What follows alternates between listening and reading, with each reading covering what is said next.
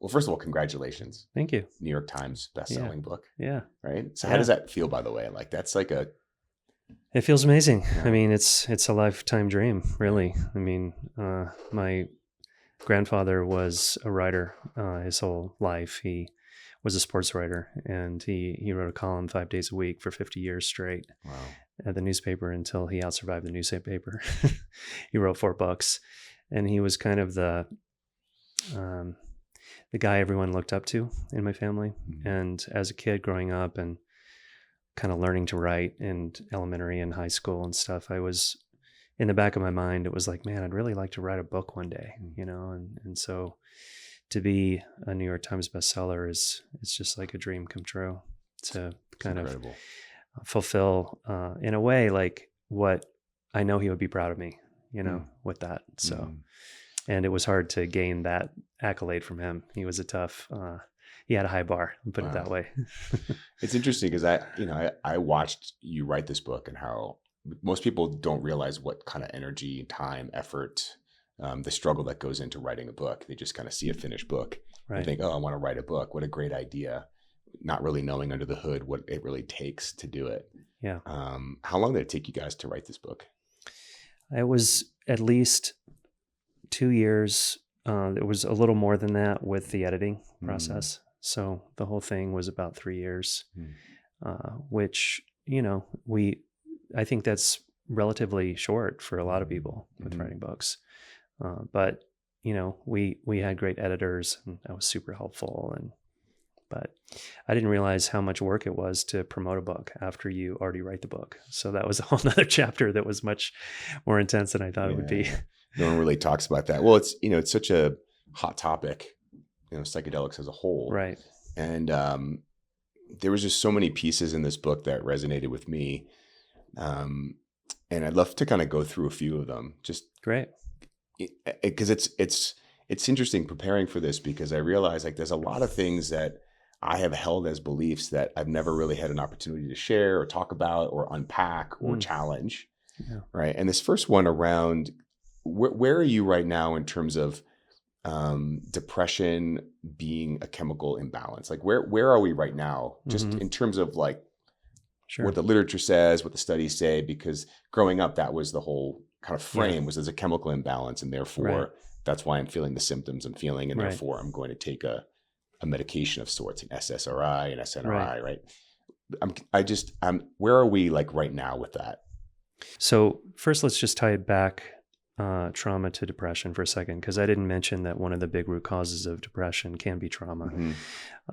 When you think about trauma and PTSD, you think about anxiety. You think about somebody being like super vigilant, very tense, wired, maybe even having flashbacks or panic attacks or insomnia and so on. But there's another form of the expression of trauma where the person is condensed, collapsed, contracted. It's like the sequence of what happens in health to deal with or respond to a real threat in your environment includes a moment where you are like, oh shit, and like you're contracted. And that moment can get frozen in your body. And I learned about this from Peter Levine when I trained with him in somatic experiencing and working with the body and trauma, is that there are these different states. And wherever the person is stuck in their sequencing in the body to get back to homeostasis, which is one way to define trauma, is you're just stuck in one of those moments in time, is what you see in the phenotype or the manifestation. So it's really common to see people recover from depression when you deal with the trauma. So I just wanted to say that first.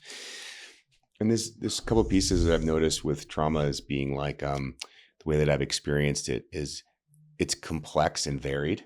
Like you talked about, there's no one, oh, this is trauma. Right. I feel like there are like these like veneers, these layers, these energies that sit below the level of awareness that the system can either suppress, compensate, deal with, right? Yeah. And there was one that I just started to clear that was like 30 years old. Yeah. That I didn't put two and two together, that I had, and this piece around in your book, you talk about how there's a little piece here around psychedelics lowering the ego defenses and opening up a pathway to the unconscious to help with shifting a core narrative about the self. And when I read that chapter, it kind of tied into a piece that I've been working that happened when I was in college 30 years ago. It was the first time I had ever done LSD. I was 19. And I was also pledging a fraternity. Okay. Because I had moved into a dorm with a bunch of people that were pledging, and I just kind of fell into pledging this fraternity. I never thought about pledging a fraternity, but I kind of got pressured into pledging this fraternity, and it was the first time I had tried LSD, but also in that pledging cycle was very abusive. Yeah. It was a very abusive. Looking back, it's appalling what we endured in that experience. And I had an event where during Hell Week, we had to live in a room for 10 days with 10 guys, and it was super abusive, a lot of drinking, a lot of drugs, psychedelics, LSD experience. And I didn't realize that my ego defenses had been reduced. They were gone. Yeah. The doorway to the unconscious is open. And then the piece of narrative, like self-concept, was vulnerable, and I had no defense mechanism. So I couldn't contextualize what was occurring as like, oh, this is just something that's, bullshit and just a bunch of stuff that I had to endure. And some stuff seeped in. Yeah. And it wasn't until, it's been like 2 years of therapy around this piece that I was able to articulate it and connect to it. And it's tied to psychedelic ketamine work, because I've done 2 psychedelic ketamine like therapy sessions. Yeah. And this last therapy session allowed me to experience the state that I was in of like my ego defenses down and being vulnerable, and then making the connection that, wow, like in that Hell Week experience, I was hog-tied, blindfolded, dildos stuck in my mouth with pictures and being pissed on. Like, it was really abusive. And there was this thread of trauma that was so like underneath my conscious awareness that would depress my system. Yeah. And then I would develop these strategies to overcome it. So I've become very resilient in managing this kind of sensation that has been in my system for 30 years. Talking about post-traumatic growth. As a result of this, I drove deeper into all these sort of self-development practices. Right. But I realized is that somehow in my self-concept, the trauma was, I can't defend myself. There's a boundary crossing, and I can't defend myself. And I used to think like, oh, was there like some sort of sexual abuse when I was a kid with an adult or someone who had authority that I couldn't say no to? And it was this piece around like, wow, I had no defense mechanisms. Yeah. And so I was wide open, being abused in this context, and it kind of sunk in really deep into my unconscious, and I could never access it. I could never get to it until the ketamine kind of opened up this field of like understanding. And then Phil, shout out to Phil Del Prince, who's my therapist, was able to kind of get me to relax into that space and contextualize it. And once I understood what it was, now my relationship to it is completely different. Yeah. It's like your body recorded the experience of helplessness and torture. I mean, you haven't used that word, but that's what it sounds like to me. Right. And your the contextualization around the physical experience of that helps move your organism toward post-traumatic growth. That you, and this is I'm glad you brought this up, because it's a really important point about the somatic experience, the somatic memory. I tell a story similar in my book of actually having a recording in my body that I didn't know was there because there was no narrative, there was no context. But I would drop into these states frequently in my adult life until I had a psychedelic experience that put the context in place, that helped me to see that this was actually an experience of the first week of my life where my mother confirmed for me that I was basically left in my crib for, I don't know how long, days maybe, while she was in the hospital and my father was taking care of me, quote unquote. So having the ability to contextualize the somatic memory for people who have early trauma or trauma that's not accessible through narrative memory, through this is my story and this is what happened to me, right? Because oftentimes in trauma, the narrative gets disconnected completely from the somatic experience.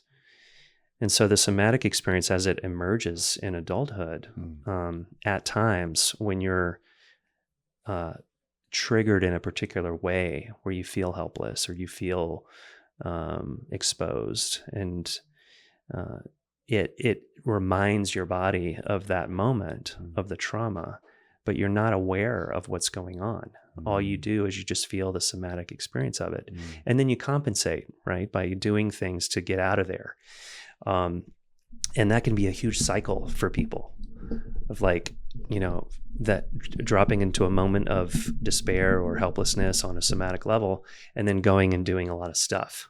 And that's the story of my adult life, this overcompensation for helplessness and doing a lot of really cool shit. Right. You know, Eagle Scout, like medical school, New York Times bestseller, you know, going for the thing that would help me boost up my self-esteem through achievement. And one of the cool things I'm learning now in my incredible relationship with my wife, Krista, is like, you know what, there's a different way to measure self-esteem, that you don't have to go out and perform and compensate to have that experience. You can have it from simply sharing from an authentic and revealed and connected place, and to be a part of a system, to be you know, like a card-carrying member of the family or the community. It's like you belong here.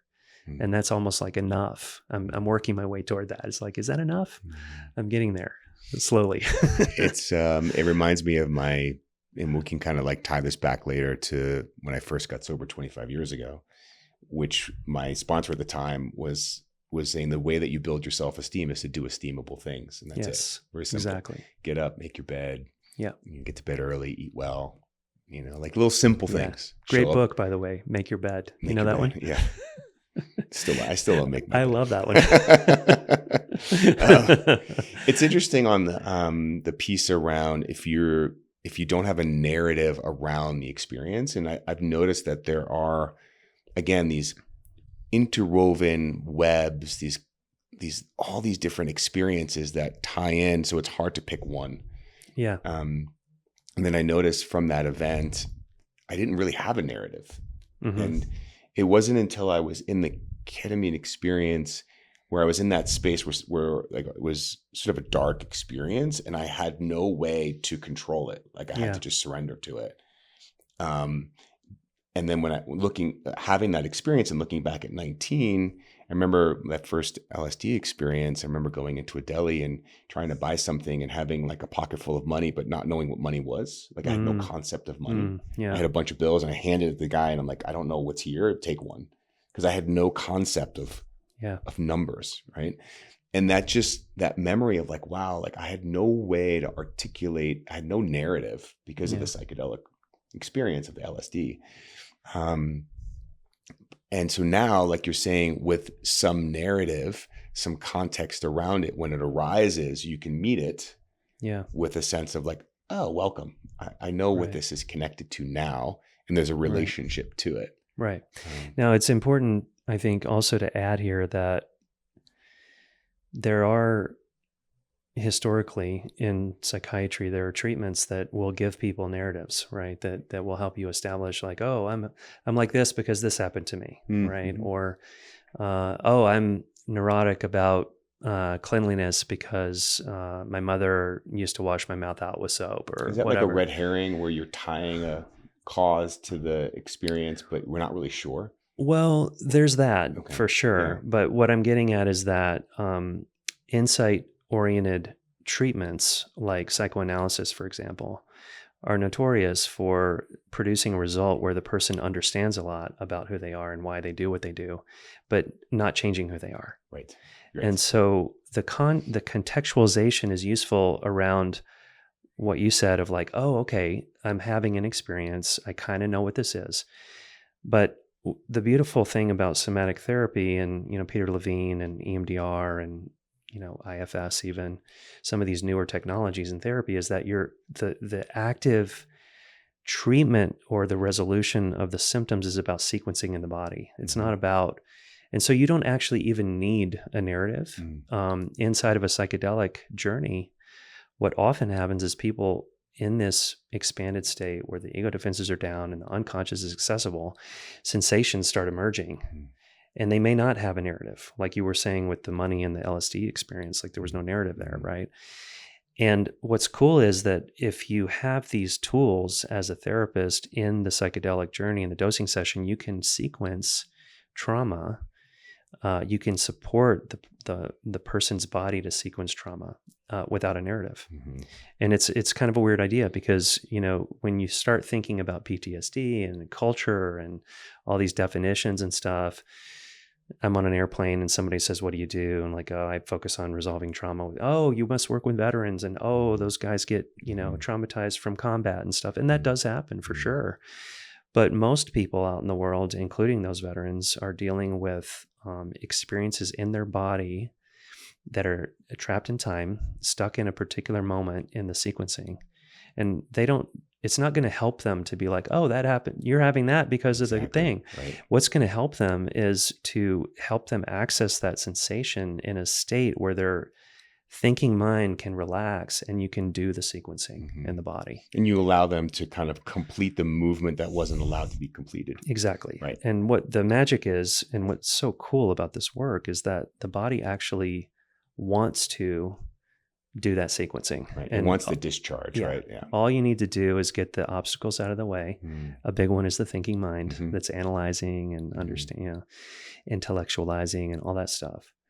And this can happen without psychedelics, of course, but it's much harder to access those states without a psychedelic. Yep. Yeah. Yeah. I noticed that that people have a very strong manager part. Yeah. I guess we call it the ego, but 100%. the manager part that is filtering and sorting and keeping people kind of neck up here. And that piece around like not needing to have a narrative is super important. What was interesting was the way that I was trained was when something arises, the frame that I put around it either freezes it. So something arises, this sensation was arising in my body. Right. And I always had framed it as something negative. And I had all these stories about what it could be. I went through phases of like, oh my God, does this mean, am I gay or something? Like I had this whole homophobic thing arising because there was this event where like I was completely vulnerable. Right. My defenses were down. I was kind of like sexually abused in a way, right? If you think about it. Sure. And so I had all these fears that would arise because this thing was arising. I didn't know what it was. And then I put some frames and then there was all these layers of compensation, reactivity. And in this new phase of relationship to it, I can be in relationship with it. Yeah. Because there's a narrative piece where it relaxes and there's an accepting frame around this. There's a compassion. There's a forgiveness component. There's all these kind of healing energies now between me and me, I call it, between me and what's arising. Yeah. To now let it complete, to now let it become unfrozen. So go from frozen to kind of flow in a way. Yeah. One of the interesting things about the narrative and the trauma in the body is that people often, and they do, and this is happening unconsciously. This is not because you don't want to deal with your trauma, but the activation, the sympathetic overdrive in your body is simmering at a certain level, and your intellectual apparatus is keeping that a lid on the pot, right? But the simmering is still happening and the pot is boiling and the lid is on tight. And there's a kind of reducing function that the intellect provides where you kind of keep the level at a level where it's not explosive, but it's still a very high level of activation. And that's terrible for your long-term health, obviously. So it's delicate. You're talking about manager parts, like to navigate with the manager and the protectors and everyone who's involved, all the parts, to help them understand that living in a high activation, just below boiling state is actually not getting them what they want in the long term, right? And so we have to allow, and this is where the beauty of being contained in a clinical, safe, protected environment, we have to allow a little bit of an explosion of something that's scary emotionally, right? A physical experience of panic or collapse or contraction or pain or whatever it is, without siphoning off some of the pressure of that so that it can become a healing process. If that makes sense. Yeah, 100%. I mean, the men's work, so kind of tying it back to post-traumatic growth as a result of that experience in college, I started doing men's work in my 20s. And joined a men's group. I've been doing men's work for 20 years, leading retreats, being in men's groups, running workshops and working with men. So that experience of men are unsafe, they're abusive in my unconscious drove me into working and creating more brotherhood, deep connection, facilitating other people's healing. And so there was a piece there that you were sharing that I wanted to tie into. Post-traumatic growth and not siphoning off the... Oh, yeah. Okay. Yeah. So thank you for that. In the journey, taking guys through like a weekend, one of the key things that we would do is give them a safe environment to have a full experience of their anger, fully expressed in a held environment. And there have been so many experiences where someone will be there and be like, dude, I'm not angry. I have no... What are you talking about, angry? And I'm like, that's okay. and once they get going, it doesn't stop. 15, 20 minutes in of screaming, snot coming out of the nose. So they go from like this dissociated, I don't have any anger, because anger is not awake. It's not spiritual. Sure. It's something to be shameful about. It's a negative emotion. Right. And by suppressing the anger, they lose their fire. They lose their ability to pierce life in a way. Absolutely. They dull their sharpness. Life force. Yeah. Right. And for me, my first experience with my inability to kind of embody my anger was when I was in acting conservatory and they wanted me to experience my rage. And the unconscious assumption or belief was, if I let this out, somebody's going to get hurt. Sure. Like if I really feel my anger fully, something bad's going to happen. Right. And so there was this real lid on my anger. And the challenge is that if you don't have a full range of where your anger is, when it arises, you can't control it. Something bad occurs, right? So someone gets road rage, they get triggered, they have a physical altercation. Sure. Because they've never had a full experience of their anger. And what we noticed was when guys really went into their anger, underneath there was this deep, we used to call it, the ocean of sadness that's underneath that anger. The anger was really just protecting a deep, vulnerable part. Sure. Yeah, absolutely. Yeah. I love that. I mean, it's true that, and I think this is just as true for women as it is for men, but speaking as a man, and having the socialization as a child of being a boy was like, don't be angry, right? Don't show that rage. As a kid. Every time I cried, I was a sissy, pussy, all the acronyms. Yeah, right? And then it'd be, yeah, you're vulnerable totally. Now. And now you're getting picked on. Yeah, 100%. Yeah, it's so interesting. So the piece around in the book, you talk about these different contexts of psychedelic use, right? From recreational to wellness hacking to therapeutic to ceremonial. I'm noticing coaching high level CEOs and tech founders and business owners, like there's this move away from alcohol, right? So it's huge. There's people are just more and more realizing that alcohol is depressing the system, and it's creating these long-term kind of you wake up hungover, foggy, not at your best. So they're switching to psychedelics. One of them being ketamine, and I see a huge increase of nasal ketamine as a way to deal with social anxiety, stress, winding down at night, right? So instead of a whiskey, it's a ketamine, snorted ketamine. And it's prescribed now, so it's a liquid component. And so this therapeutic, intentional use of ketamine, but then the crossover between therapeutic and recreational, and it gets a little gray. Yeah. I'm just noticing more and more of that, and this slow kind of creep of like ketamine addiction and seeing people addicted to ketamine. Yeah, absolutely. I mean, when I've only been to Burning Man once, but when I went there and I volunteered in the Zendo, which is this kind of peer support place for people having difficult trips, it blew me away. I mean, I was naive, I guess, but I was like, why is every single person in here on ketamine and LSD and psilocybin and all the things? But it was just crazy. I was like, I didn't know that, non-medical use of ketamine was such a big deal. Yeah. And then one of the first things our friend Matt said to me when he moved here from New York, and I told him I provided ketamine therapy, he was just like, are you kidding me? Like everybody, the tray of ketamine comes out at the party after the dinner and everybody's using it and it's crazy. And so it started to dawn on me like, wow, ketamine addiction is a serious problem. It's serious. And it's different. It's an anesthetic. It's not, its chemistry is totally different from MDMA and psilocybin, LSD, ibogaine, and because it's Schedule 3, it's easy for people to get prescribed to take home.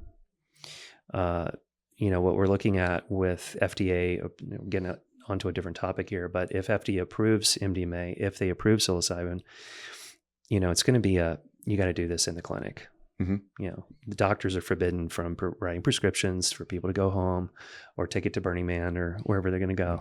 So ketamine is a significant issue. I agree with you. And Matthew Perry is a great example, right? He's a guy who was getting medical ketamine for legitimate reasons, depression, trauma, but he also went out on the street and found somebody who would deliver it to his house. And his assistant's injecting him and he dies in the hot tub. So it's, Matthew Perry's a famous person, but there's got to be for every Matthew Perry, there's got to be thousands of ordinary, everyday people who are out there getting into trouble with ketamine without any idea that it can be so dangerous. Yeah. And it goes back to that thing like you talked about. It's so nuanced. And there's so many different ways that ketamine, my direct experience with my wife going through perimenopause and going through long COVID and going through these sort of deep bouts of depression. Yeah. Ketamine was a lifesaver. Sure. Having a therapeutic journey literally changed the direction of her journey. Like it opened up a whole new pathway. 100%. It was incredible. I think this is a good time to talk about intention and what's actually happening in the mind of the person right before they take whatever the thing is in whatever context they're in. So the guy who is the executive who's, trading out the whiskey for the ketamine, it's like they're looking for a state change, right? They want to relax. Right. That whiskey makes you relax in 5 minutes. That's the problem is it makes you worse in 5 minutes after that, right? But that promise of that relief in 5 minutes is what is driving that kind of addictive psychology of I want to get away from this that's uncomfortable, stress of the day, running a company, founder, whatever. I can relate to all of that. I want to feel different, versus the clinical context you're talking about is okay, I've got a situation, let's just take your example. I want to investigate what is inside of me from these experiences I had when I was 19. Help me see the clarity and show me the vision of what I need to know about those experiences. That's a different intention, right? It's not about hey, I want to change how I'm feeling right now to feel something different right now. And it's interesting because I've had people we've treated thousands of people with ketamine therapy in our clinic, and I see the differences, right? Where somebody's coming in and they're doing what I just described about you, what you're doing in the clinical work. And you're like, hey, I need to know so I can be more sovereign in my life, more information about this pattern in my body, right? And then the next person comes in and they say, I'm in so much goddamn fucking pain right now. I just need a break. So that's my intention for this ketamine trip. And I'll tell you what, the second person is back the next week, and then they're back the next week, and they're not progressing because they have a different intention. Do you find because I've seen this with my wife in the beginning, the first phase was the depression was so deep and overwhelming. It was, can we relieve that? Sure. And then it was interesting. Once there was the cloud was released, then there was space to go, and what's underneath that? Yeah. And it was very clear what was right underneath that. Oh, it was literally right there. Yeah. It's just that it was unable to be accessed because of this overwhelming sense of anxiety and depression and kind of, in a room with no windows and nothing else exists. Like this really dark place that people get into. I'm curious. I would love to just kind of like explore for a little bit psychedelics in sobriety, right? So I've been 25 years sober. And so my journey with psychedelics has been very intentional. Yeah. And it's a very kind of tricky place, especially, I went through AA for the first 7 years. Yeah. And so in that model, it's zero, it's complete abstinence, right? And it wasn't until about 15 or so years in of complete abstinence where like I started to notice, and I used to have this judgment around people when I first got sober. The longer people got sober, the more wacky they got. Like in their 20 years, they started to get a little kooky, a little crazy, and they started to go a little bit off this way. And I always wonder, I was really lucky in the beginning. Shout out to Billy Deegan, who helped me get sober. He said to me early on, he said, AA was a bridge back to life, not a tunnel to another meeting.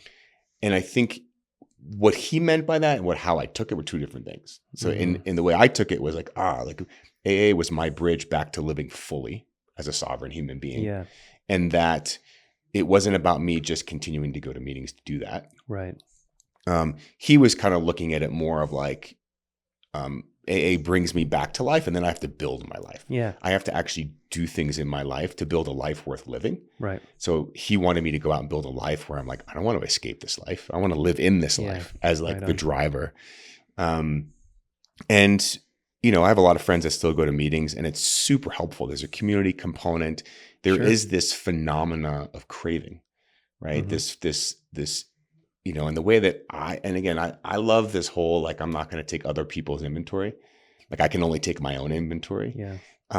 That the phenomena of craving for me was gone, and like my relationship to substances, when I think about alcohol, that's the only one when I think about it, there's like I turned the light switch off, I unscrewed the light switch, and I threw it away. It's like, I don't even want to switch on that one. Like that one to me is the gateway. People talk about gateway drugs. Like alcohol to me is a gateway, not into other drugs, but into just a way of being and living where my morals just disappear, my values. There's nothing really good on the other side of that for me. But it's a very slippery slope, because I have some friends that I've gotten sober with that are doing a lot of ayahuasca and kind of going down that route. And you can start to see some of the addictive qualities of escaping into different world. In my experience, and I haven't had that much experience, but in my experience, I've only come out of those journeys deeply grateful for my sobriety. Yeah. And also recognizing that at the root of my disease at the time was my inability to form deep, meaningful relationships, because there was a relational wound, and almost like it was like a spiritual disease in a way. Yeah. And I noticed that in my recovery, it's all about my daily practice to connection with self, connection with other, connection with something greater than myself. And when any one of those, there's a disconnection, that's when things start to wobble. Yeah. I'm curious, like your experience, because I see some people in recovery that really would benefit from a therapeutic intervention of sorts, because they're still suffering. Yeah. There's a lot of suffering still in people who are sober. Totally. I mean, I think one way to kind of respond to what I'm hearing you describe is around the issue of identity, and what I mean by that is that the human mind is a meaning-making machine. So we make meaning about everything. And at the fundamental level, it's like, who am I and where do I belong in the world, right? Do I have meaning as a human? Am I valuable as a human? What do I have to do to get value or meaning? And as social primates, one of those sources of meaning is community, right? So you tell me, like, if I grew up in broken home or a family that was really difficult and traumatic. And now I'm stepping into AA and I have a community that's really solid and people share the values and there's respect and dignity and all the things. The task of me transcending attachment to that identity. I'm an alcoholic, right? Hi, my name's John. I'm an alcoholic, right? That's a tall task for that person because they're coming out of a, moonscape of connection. And here's like, I'm in downtown of connection and I fucking love this. So, what I think is really interesting for all people to consider is, what is your relationship with identity? And I'm not saying because it's bad or shameful or not spiritual to have an identity. I think it's a human need. I think it's 100%. It's real. And it's, but if we're unconscious about how we determine our identity, then we're not free to choose, And so, for example, like I'm choosing every day to go to a meeting because that's good for me and I love it, versus I have to, because if I don't go, something bad's going to happen to me. Or if I don't go, I'm going to lose my community. Right. Or if I don't go, I'm going to use again as a core belief, right? Yeah, exactly. Right. So I think now we're kind of veering into maybe more post-traumatic growth stuff, is like the questions that you get to now, you're eligible now to ask these questions about existential meaning because you've done some of the work that you needed to do as the prerequisites, right? Because when you're in a state of extreme suffering, depression, trauma, etc., you're not thinking, oh, that'd be really cool to like shed my identity or like have a conscious relationship with my identity, right? But once your nervous system is down-regulated and you feel more resourced and you have better connections in your life and so on, then maybe you can ask that question. And how do I choose that consciously? To have like people talk about the chosen family versus the family of origin, right? Do I have the sovereignty and the strength and the self-confidence and self-love to face this person who's in my current family, my chosen family, my adult family, and be like, you know what, I don't like the way you talked to me when you said that thing, and I need to talk with you about that, or you're just gonna keep, eating a shit sandwich because you're used to that from the past. And you're not going to stand up for yourself. Right.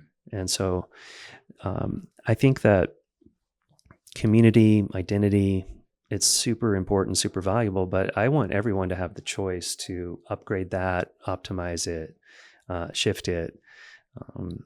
And I think people also go through phases where there's like, you grow up in your family of origin, you spend 7 years in AA, that's your community for a while.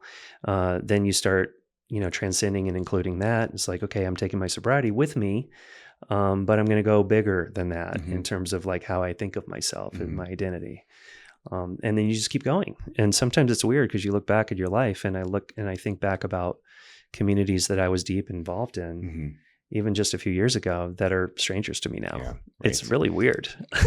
I went to a 10-day Vipassana, I think when I was 30. And I had about 5 or 6 years sober. And I remember coming back from that experience and sitting in a meeting after sitting for 10 days in silence, not looking at people, and coming face to face with the root of suffering, which was my craving and avoiding of experience. Right. And I could see how like the root of my suffering, I couldn't, and I went into the meeting and I was just like, everybody's talking about and attached to this narrative and story. And I knew I needed to transcend that story. And in transcending that story, I knew I needed to construct a life and a practice that kept me sober too. Yeah. And so like that was when I started to kind of slowly unwind. That was like almost 20 years ago. It's a long time ago. Yeah. And it's to face the reality of I need to construct my own life is so scary. Yeah, and I did it poorly at 30. I hadn't even started men's work at the time. I mean, it's scary. Yeah. It's very scary. I think about like, Nietzsche's thing that God is dead in like 1889. And it's like, he was just calling out that, these structures are falling apart that we used to be able to rely on. And somebody's telling us what to do. And like, here's your community, you go to this church, and, your parents and their parents went to this church or whatever. And now it's like on your narrow shoulders of you as an individual human to determine what's meaningful and valuable to you. That's a huge responsibility for people to face. Super huge. And I remember it was so easy though when I first got sober, because like and again, my sponsor at the time was like, you have one purpose in life, and that's just not to pick up a drink. It was so easy. That's my purpose. People are like, what's my purpose? And I was like, for me, it's just simple. To stay sober. Right. It was so simple. Yeah. And I was so grateful that I had that programming, because people get a little blown out when they think about purpose, where it has to be like, I'm transforming 1 million people's lives. I'm making this huge impact. And the purpose for me is like, get up, get vertical, get to my cushion in the morning. Yeah. Connect with my wife in the morning, support my son, like help people, make meaningful relationships, keep it simple, and stay connected to like what is meaningful right now. Like hanging out with you, spending time with you, celebrating you is meaningful to me.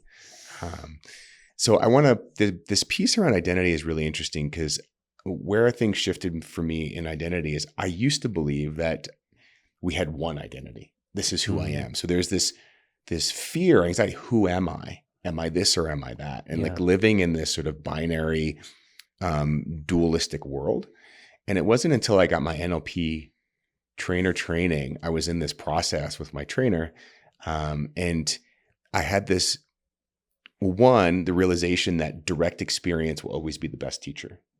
Like that the direct experience is where my deepest learning comes. And sometimes I need someone to help me unpack the direct experience, to create meaning around it. Yeah. But this realization, which was I am multiple identities, and I can be multiple things. And those things can be polar opposites at times. Sure. Right. And I'm a husband, I am a father, I'm a friend, I'm a facilitator, I'm a coach, like all these different identities at the same time. Right. And relaxing and recognizing that identity is fluid and it shifts in terms of roles, and they don't have to like just be one thing.